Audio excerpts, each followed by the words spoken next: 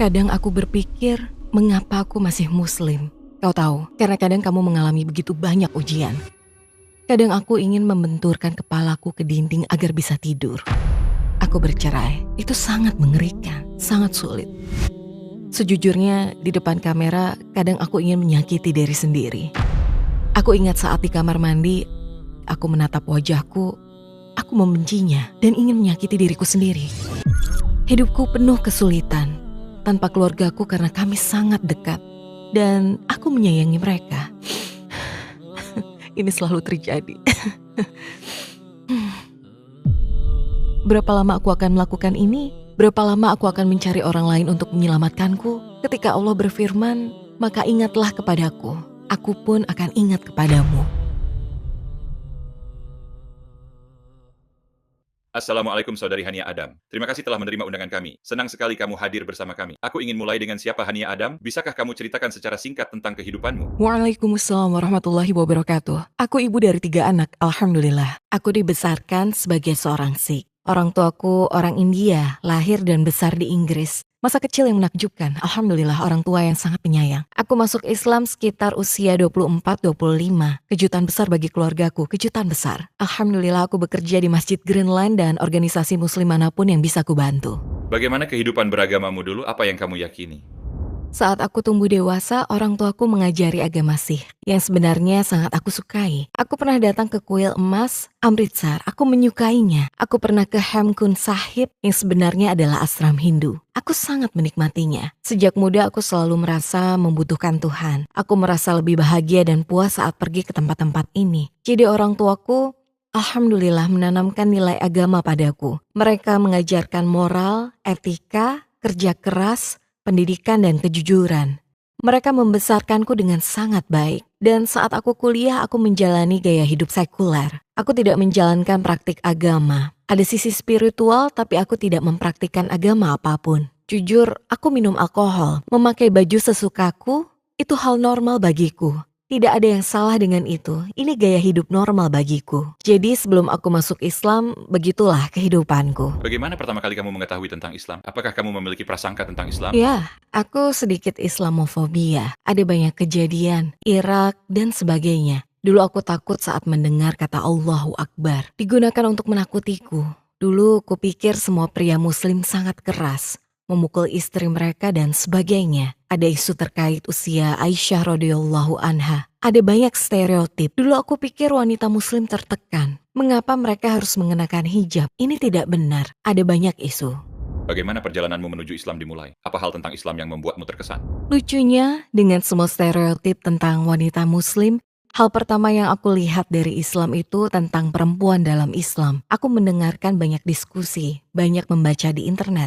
Ada buku berjudul The Great Woman of Islam, karya Darussalam yang benar-benar luar biasa. Di kepalaku perempuan tertindas, lalu aku mulai membaca tentang Islam dan sadar, tidak, masyarakatlah yang menindas perempuan. Dan Islam itu maju. Bahkan sangat maju sampai kurasa masyarakat masih berjuang untuk mengejarnya. Dan insya Allah akan kembali lebih kuat. Karena dengan semua masalah yang kita hadapi sekarang dengan peran dan identitas gender, kurasa Islam punya semua jawabannya. Mungkin sudah saatnya kita mengejar ketertinggalan karena Islam membebaskan perempuan dalam banyak hal. Wanita ditempatkan di sini sebenarnya jika masyarakat paham itu, mereka akan sadar bahwa subhanallah, Islam memberi banyak hak pada wanita. Hak yang belum pernah ada sebelumnya di negara ini, di negara-negara muslim. Nabi Muhammad SAW mengajari kita untuk menghormati perempuan. Contohnya dengan memberi wanita mahar. Dulu wanita harus memberikan uang pada laki-laki. Sekarang laki-laki yang memberikan mahar pada wanita. Itu sangatlah penting untuk orang-orang yang dulu sedih saat melahirkan anak perempuan sampai mereka harus membunuhnya. Nabi Muhammad SAW bersabda, "Barang siapa yang mengasuh 2 anak perempuan hingga dewasa, maka aku dan dia akan masuk surga seperti ini." Juga terkait hal-hal kecil. Jika seorang wanita bertengkar, berdebat, berteriak padamu, tetaplah diam. Itu yang Nabi lakukan, tetap diam. Umar bin Khattab belajar. Dia ingin sekali menjawab saat berdebat dengan wanita. Namun beliau belajar tetap diam. Tidak apa-apa, biarkan mereka meluapkan emosinya. Membiarkan wanita meluapkan emosinya. Subhanallah, agama mana yang mengajarkan seperti itu? Ada banyak contoh, tapi pasti video ini akan sangat panjang.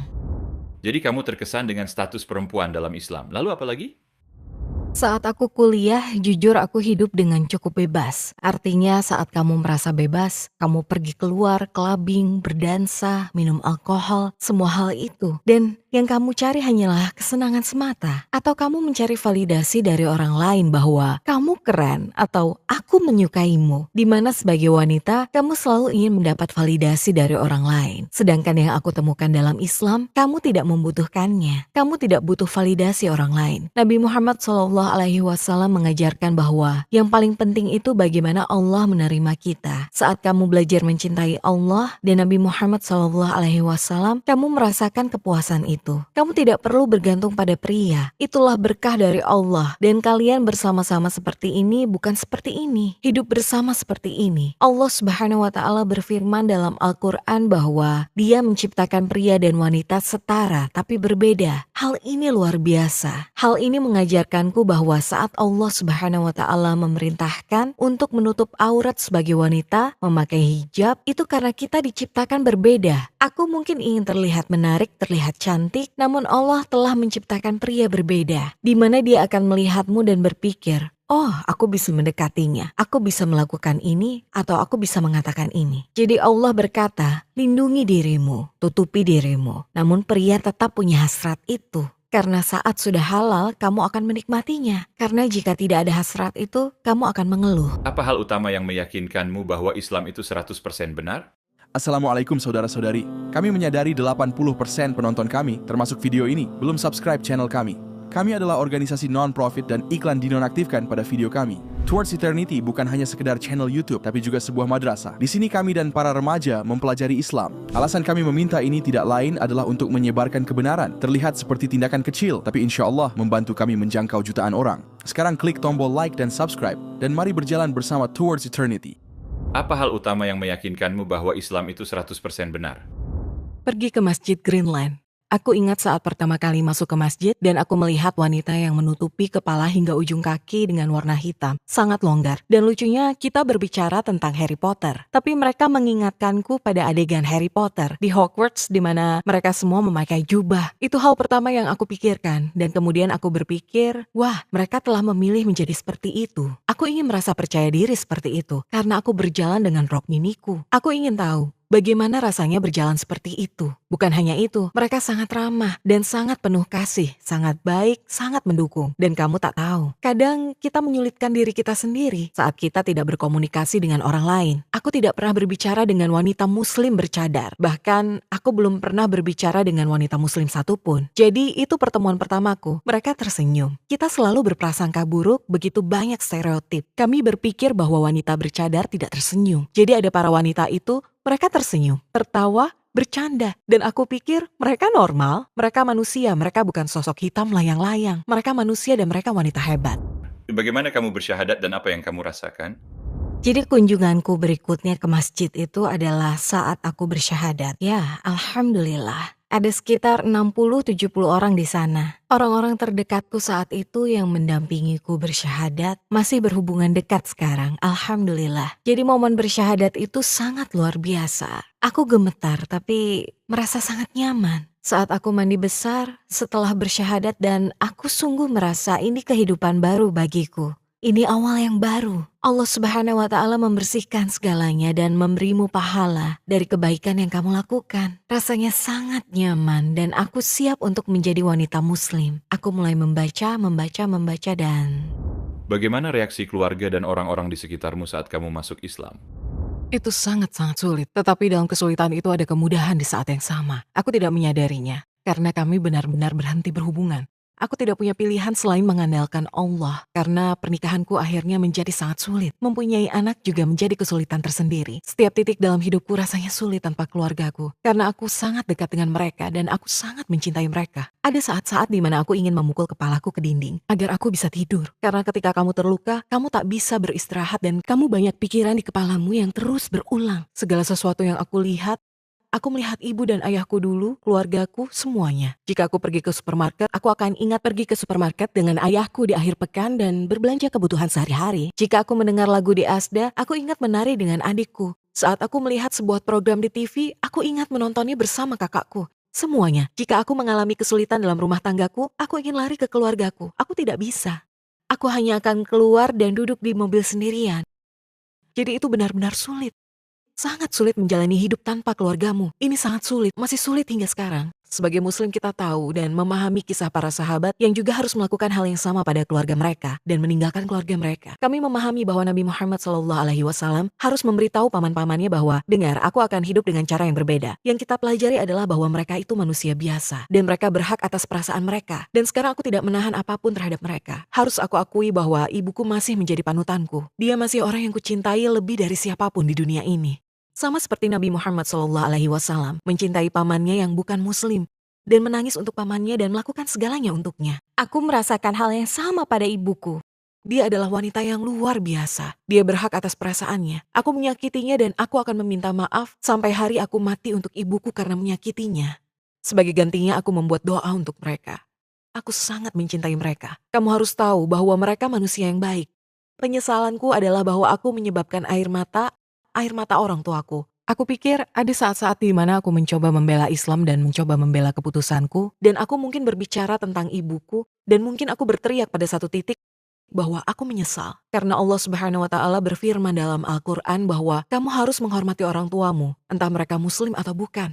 Kadang aku berpikir, kenapa aku masih muslim? Karena kamu melalui begitu banyak ujian. Seperti yang aku katakan, selalu ada pikiran itu di benakku bahwa keluargaku ada di sana. Mereka berjarak 1 jam dariku. Mengapa aku masih hidup seperti ini? Ketika aku berjuang sendiri, ketika aku berjuang dengan anak-anak atau secara finansial dan lainnya. Kenapa aku masih di sini? Dan itulah yang membuatku terus berjalan. Karena hanya sebagai contoh aku bercerai. Itu sangat mengerikan, sangat sulit. Dan pada saat itu aku sendirian. Dan aku jujur saja sangat berjuang untuk tetap hidup. Aku tidak tahu apakah aku ingin hidup. Ada begitu banyak masalah yang aku hadapi saat itu. Saat itu aku pergi menemui bibiku. Aku tidak merencanakannya. Itu terjadi begitu saja. Aku baru saja muncul di depan pintunya. Dan untuk pertama kalinya dalam 10 tahun, seseorang dari keluargaku menunjukkan cinta padaku. Dia luar biasa. Dia membuatkanku teh, dia duduk bersamaku dan dia berkata, apakah kamu baik-baik saja? Itu saja, apakah kamu baik-baik saja? Selalu saja terjadi. Itu bibiku. Itulah pertama kalinya anggota keluarga bertanya kepadaku, apakah kamu baik-baik saja? Dan dia berkata, apa yang akan kamu lakukan? Apakah kamu punya rencana? Karena aku tidak punya apa-apa. Yang aku miliki hanyalah 3 anakku. Dan demi Allah, aku tidak ingin meninggalkan rumahnya. Dan aku duduk di sana dan berpikir, ya ampun, bagaimana jika aku menyembunyikan keislamanku? Apakah keislamanku hanya ada di hatiku? Tapi bagaimana jika aku pulang saja? Karena mereka mencintaiku dan aku ingin tinggal. Aku tidak ingin meninggalkan rumahnya. Aku ingin tinggal di rumahnya. Aku ingin menyerahkan segalanya. Bukan imanku. Kupikir aku bisa menyembunyikan itu. Aku bisa sholat di lantai atas saat tidak ada yang melihat. Dan aku ingin pulang. Qadarullah, nenekku yang tidak pernah melihatku selama 10 tahun, sangat-sangat tua. Dia keluar dari kamar dan dia melihatku. Dan bibiku berkata padaku, cepat pergilah, lari keluar rumah. Karena kalau dia melihatmu, dia sangat tua. Kita tidak tahu apa yang akan terjadi. Bibi memaksaku untuk lari keluar rumah. Pintu belakang, gerbang belakang, lari. Dan aku harus lari keluar rumah, tidak ada perpisahan apapun. Aku berlari keluar rumah, aku masuk ke mobilku. Reaksi pertamaku adalah, aku perlu menelpon seseorang karena aku hanya ingin tinggal di rumah sekarang. Aku ingin kembali ke keluargaku. Aku tidak punya apa-apa. Aku tidak punya siapa-siapa. Dan hal pertama yang kulakukan, aku menelpon teman yang paling soleh yang aku punya. Dan dia tidak menjawab. Karena aku membutuhkannya untuk memberitahuku, tenang sayang, semuanya baik-baik saja. Dan aku menelpon teman kedua, karena bacaan Al-Qur'annya indah, aku merasa perlu mendengar Al-Qur'an. Dia tidak menjawab. Dan kemudian aku berpikir, berapa lama aku akan melakukan ini? Berapa lama aku akan mencari orang lain untuk menyelamatkanku? Ketika Allah berfirman, maka ingatlah kepadaku, aku pun akan ingat kepadamu. Kamu terhubung langsung dengan Allah. Jadi aku duduk di dalam mobil dan membaca ayat kursi, aku membaca 3 surah Qul, dan aku memohon kepada Allah tetaplah bersamaku. Aku memohon kepada Allah Subhanahu wa Ta'ala pada saat itu, jaga imanku, jaga imanku. Apapun yang terjadi pada aku tidak masalah. Izinkan aku mati sebagai muslim. Jadi aku melakukannya. Dan aku pikir itu momen penting lainnya, di mana aku tahu aku muslim. Karena setan akan datang kepadamu berkali-kali dan pertanyakan. Membuatmu mempertanyakan Islammu. Apakah aku muslim? Untuk siapa aku menjadi muslim? Apakah aku muslim? Apa yang aku sukai dari Islam? Karena setan akan datang kepadamu ketika kamu benar-benar lemah dan rendah. Setan datang kepadamu. Jadi selama 9-10 tahun mempelajari iman, momen itu yang paling penting. Itulah salah satu yang aku sampaikan pada anakku yang belum memahami. Mereka tidak merasakan sisi spiritual Islam karena masih kecil dan hidup itu sangat hebat. Aku berkata pada mereka, masih belajar karena kamu tidak tahu saat kamu akan jatuh. Atau segala sesuatu yang kamu pelajari dan kamu tidak tahu mengapa kamu belajar itu. Akan kembali padamu dan itu akan menyelamatkanmu, menyelamatkan hidupmu. Jadi ketika ibumu memberitahumu, pergi ke madrasah. Ketika ibumu memberitahumu, ayo pergi mengaji sekarang. Dan untuk para mu'alaf, belajarlah. Kamu tidak bisa menjadi muslim begitu saja. Oh, aku percaya pada Allah. Tidak, pergi dan pelajari. Pelajari agama ini dengan sungguh-sungguh. Pelajari setiap hari meskipun hanya sedikit. Karena ketika kamu jatuh, setan akan mendatangimu dan mencoba membawamu pergi. Lalu semua yang kamu pelajari, tiba-tiba akan menyelamatkanmu. Dan itu menyelamatkanku hari itu. Ada contoh lainnya. Jujur saja aku katakan, ada saat-saat di mana aku ingin menyakiti diri sendiri. Contohnya, aku ingat berada di kamar mandi. Aku menatap wajahku dan aku membencinya. Dan aku ingin menyakiti diriku sendiri. Hal terburuk berada di kamar mandi adalah kamu bahkan tidak bisa bilang, A'udzubillahi minasyaitonirrajim. Jangan pergi ke kamar mandi saat kamu merasa sedih. Namun, lalu aku mendengar suara di kepalaku seperti berkata, lihat keluar jendela. Dan melihat keluar jendela. Dan aku melihat langit. Aku berlari ke bawah, aku membuka pintuku, aku pergi ke kebun, dan aku menatap langit, dan aku melihat ke langit. Karena aku ingat ayat dalam Al-Quran. Kurasa ada dalam Al-Quran, atau mungkin dalam hadis. Allah Subhanahu wa Ta'ala berfirman bahwa, bagi mereka yang percaya, mereka hanya perlu melihat ke langit. Dan itu pertanda bagi mereka. Dan aku berlutut dan memohon kepada Allah, ya Allah, peliharalah aku di surga. Ini adalah kebebasan, ini adalah kepuasan.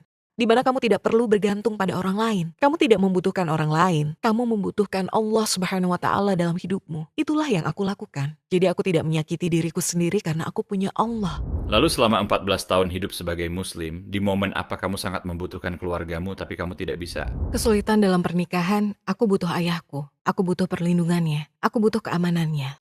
Setiap wanita membutuhkan setidaknya seorang saudara laki-laki. Seperti yang aku butuhkan. Seperti saudara laki-laki aku pada waktu itu. Itulah yang paling aku rindukan. Keamanan, perlindungan mahram, di setiap titik dalam hidupmu. Lihat, istilah seperti, oh wanita tidak membutuhkan pria. Ayolah, tentu saja kamu butuh. Ketika kehilangan orang-orang dalam hidupmu, maka kamu akan menyadari, aku membutuhkan seorang pria dalam hidupku. Ibuku yang sangat aku rindukan ketika aku mempunyai anak. Aku merindukannya ketika aku mulai bekerja juga karena ibuku itu wanita yang kuat. Aku ingin belajar darinya, tapi alhamdulillah aku punya kenangan yang benar-benar baik dan aku menghabiskan banyak waktu dengan ibuku ketika dia menjadi ibu yang kuat. Alhamdulillah aku belajar banyak darinya. Aku menjalani hidup dengan ajaran orang tuaku karena itu tidak bertentangan dengan Islam. Jadi kenapa tidak? Untuk para mu'alaf di luar sana, aku pikir penting untuk mengakui bahwa kalian bisa mencintai keluargamu. Nabi Muhammad SAW mencintai pamannya. Bagiku, aku akan mengatakan pada orang tuaku bahwa aku mencintaimu, aku menghormatimu. Aku masih menjadi bagian darimu, darahmu ada di dalam diriku. Ajaranmu masih ada di dalam diriku. Aku tidak menolak semua yang kalian ajarkan padaku. Tidak mungkin, kalian adalah panutanku. Kalian segalanya bagiku. Dan aku akan melakukan apa saja untuk duduk bersamamu lagi. Aku ingin bersamamu lagi. Satu-satunya hal yang tidak bisa kulakukan, mengutamakanmu lebih dari Allah. Pernahkah kamu mengalami peristiwa luar biasa di mana kamu merasa bahwa kamu memiliki hubungan khusus dengan Allah? Aku sudah menjelaskan begitu banyak kesulitan dalam hidupku. Izinkan aku memberitahu rahmat yang Allah berikan kepadaku. Alhamdulillah. Ada 2 momen. Ada momen saat aku berjuang, ya kan? Banyak momen saat aku berjuang. Subhanallah. Kau tahu, seseorang berkata padaku, dengar, ketika kamu sedang berjuang, temui anak-anakmu saat mereka sedang tidur dan hanya lihat mereka tidur. Jadi aku melakukannya. Saat itu sekali lagi, aku hampir menyerah dalam hidup. Di mana membenci diri sendiri dan berpikir bahwa aku adalah beban bagi orang-orang. Lalu aku pergi ke kamar putriku dulu. Dan dia berusia sekitar 11 tahun saat itu. Tapi dia masih, ketika dia tidur, dia masih terlihat seperti putriku yang berusia 5 tahun. Subhanallah, putriku. Ini anakku. Allah Subhanahu wa Ta'ala telah memberiku seorang putri. Allah Subhanahu wa Ta'ala menaruh jiwa di dunia ini melalui diriku. Dan aku pergi ke kamar putraku dan mereka tertidur lelap. Dan aku berpikir lagi, ayat-ayat dari surah Al-Mulk. Tetapi sedikit sekali kamu bersyukur. Aku berpikir, bagaimana aku bisa mengeluh? Bagaimana aku membenci diri sendiri ketika Allah Subhanahu wa Ta'ala telah memberiku rahmat sedemikian rupa ketiga anakku. Dan pada saat itu aku merasa begitu dekat dengan Allah. Karena aku menghargai Allah Subhanahu wa Ta'ala, aku sangat bersyukur kepadanya. Dan itu membuatku merasa lebih dekat dengannya. Apa yang paling membuatmu terkesan pada Rasulullah SAW? Sifatnya, selalu karena sifatnya. Sifatnya, perlakuannya terhadap wanita terutama. Perlakuannya terhadap wanita ketika beliau tidak mau berbicara dengan ayah-ayah yang tidak mau mencium putrinya. Fakta bahwa beliau mengizinkan istri-istrinya memiliki emosi, memiliki perasaan, dan menghadapinya dengan cara terbaik. Fakta bahwa beliau tidak pergi ke undangan makan malam karena istrinya Aisyah tidak diundang. Semuanya, kelembutannya, sifat adilnya saat berurusan dengan istri-istrinya, kelembutannya di rumah, dan kemudian kekuatannya di medan perang. Kerentanannya saat berada di Taif, saat beliau pergi meminta bantuan, dan sebaliknya, lihat apa yang terjadi padanya. Fakta bahwa beliau bisa menangis. Para pria sekarang berpikir, kita tidak boleh menangis, kita harus kuat. Tidak, beliau menangis. Saat berbicara tentang gender, dan apa itu pria, apa itu wanita, lihatlah Nabi Muhammad SAW. Saat ini aku sedang membaca biografinya. Tulisan dari Yasir Qodi, dan setiap paragraf, aku belajar sesuatu. Buku yang luar biasa. Aku memberitahu semua orang untuk membacanya. Semuanya, dari titik diranjang kematiannya. Aisyah radhiyallahu anha mengeluh tentang sakit kepalanya. Dia mengeluh tentang sakit kepalanya. Dan Nabi membuat lelucon dan berkata, bagaimana dengan sakit kepalaku? Aku sekarat, kau tahu. Dan subhanallah, semua yang beliau lalui bisa kita contoh agar menjadi lebih baik dan sampai ke jannah. Itu semua adalah pengorbanannya bersama keluarganya. Dengan kekayaannya, semua ujian yang beliau lalui. Untuk apa? Untuk kami. Apa tujuan hidupmu sebelum dan sesudah menjadi muslim? Astaga, tujuanku adalah pulang. Aku ingin pulang pada Allah. Pulang, aku ingin pulang. Dan aku ingin Allah Subhanahu wa Ta'ala memberikan keluargaku saat aku di sana. Dan hanya itulah tujuanku. Ya Allah, berikan keluargaku.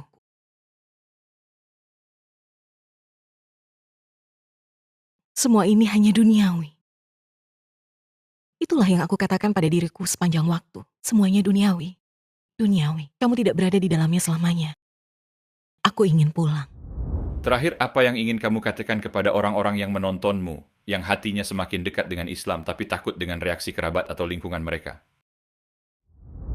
Ingatlah tujuan akhirmu. Tujuan akhirmu adalah, bahkan jika imanmu sangat kecil seperti atom, bahkan jika kamu merasakannya sedikit, tujuan akhirmu adalah mencapai surga. Jika kau benar-benar percaya itu, kau tahu bahwa ada Tuhan.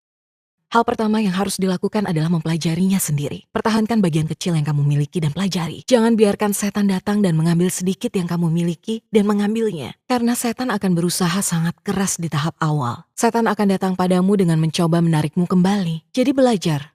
Pelajari sendiri. Buat tujuan hidupmu sendiri. Lihat target di kepalamu.